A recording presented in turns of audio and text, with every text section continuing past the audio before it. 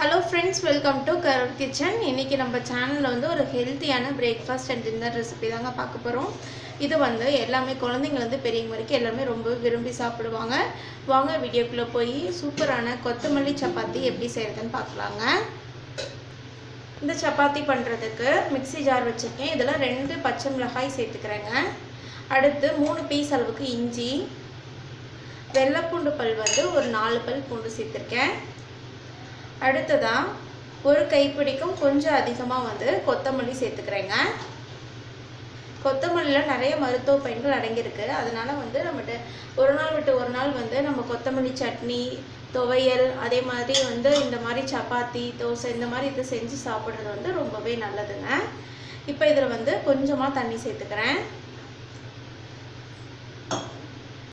இப்போ இதெல்லாம் சேர்த்து நல்லா பேஸ்டா அரைச்சு எடுத்துட்டு வந்துடலாம்.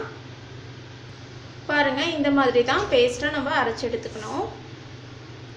அடுத்ததா இந்த சப்பாத்தி பண்றதுக்கு ஒரு பவுல்ல நான் வந்து 50 கிராம் அளவுக்கு மைதா மாவு ஆட் பண்ணிக்கிறேங்க. அது கூடயே வந்து ஒரு 150 கிராம் அளவுக்கு கோதுமை மாவு ஆட் பண்ணிக்கிறேன். மைதா வந்து நல்ல ஒரு டேஸ்ட்டுக்காக சேர்த்துறது தான். உங்களுக்கு சப்போஸ் வேண்டாம் அப்படின்னா நீங்க கோதுமை மாவு மட்டுமே சேர்த்துக்கலாங்க. இப்போ இதெல்லாம் நம்ம அரைச்சு வச்சிருக்க கூடிய பேஸ்ட்டை சேர்த்துக்கலாம். தேவையான அளவு உப்பு சேர்த்துக்கலாங்க. ஆயில் வந்து ஒரு ஸ்பூன் அளவுக்கு சேர்த்துக்கலாம். இப்போ வந்து இது எல்லாமே சேர்த்து நல்லா வந்து நம்ம மிக்ஸ் பண்ணிக்கலாங்க. நம்ம வந்து பேஸ்ட் சேர்த்துருக்கனால எடுத்தோடனே தண்ணி சேர்த்துடக்கூடாது. அந்த பேஸ்ட் வச்சு நல்லா நம்ம வந்து மிக்ஸ் பண்ணிக்கணும். அதுக்கப்புறமா கொஞ்சம் கொஞ்சமாக தண்ணி தெளித்து நம்ம பிசைஞ்சுக்கலாம். இப்போ இதில் தண்ணி தெளிச்சுக்கிறேங்க. இது வந்து நான் கொத்தமல்லி எல்லாம் பேஸ்ட் அரைச்சேன் இல்லையா, அந்த மிக்ஸி ஜார் அரைச்சிட்டு அந்த தண்ணியை சேர்த்துக்கிறேன்.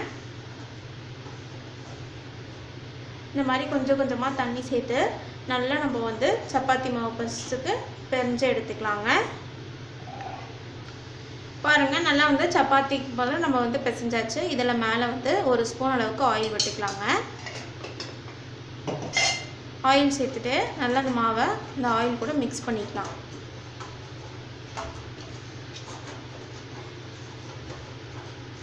இப்போ இதை வந்து நல்லா ஒரு 10 நிமிஷம் போல் ஊறட்டும்.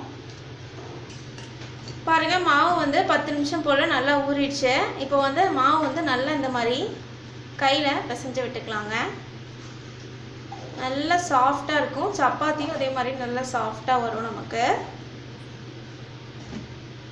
இப்போ இதை வந்து உருண்டைகளாக பிடிச்சிக்கலாங்க.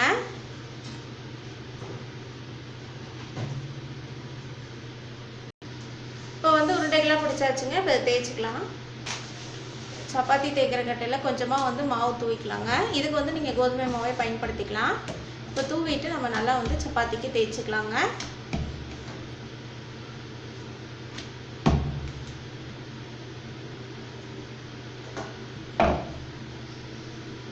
நமக்கு எவ்வளோ சைஸ் வேணும் அந்த அளவுக்கு தேய்ச்சிக்கலாம். ரொம்ப வந்து திக்காக இருந்தாலும் சப்பாத்தி வந்து நல்லா இருக்காது சாப்பிட்றதுக்கு.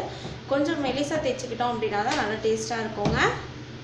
இப்போ இதே மாதிரி நான் எல்லா உருண்டைகளையுமே தேய்ச்சிட்டு காட்டுறேன். பாருங்கள் நான் வந்து எல்லா உருண்டைகளும் சப்பாத்தி போடுறதுக்கு தேய்ச்சாச்சு. இப்போ சப்பாத்தி போட்டுக்கலாங்க. இப்போ வந்து சப்பாத்தி போடுறதுக்கு கல் வச்சு மேலே ஆயில் ஸ்ப்ரெட் பண்ணி சூடாயிடுச்சுங்க. இப்போ வந்து இதில் தேய்ச்சி வச்சிருக்கக்கூடிய சப்பாத்தி போட்டுக்கலாம்.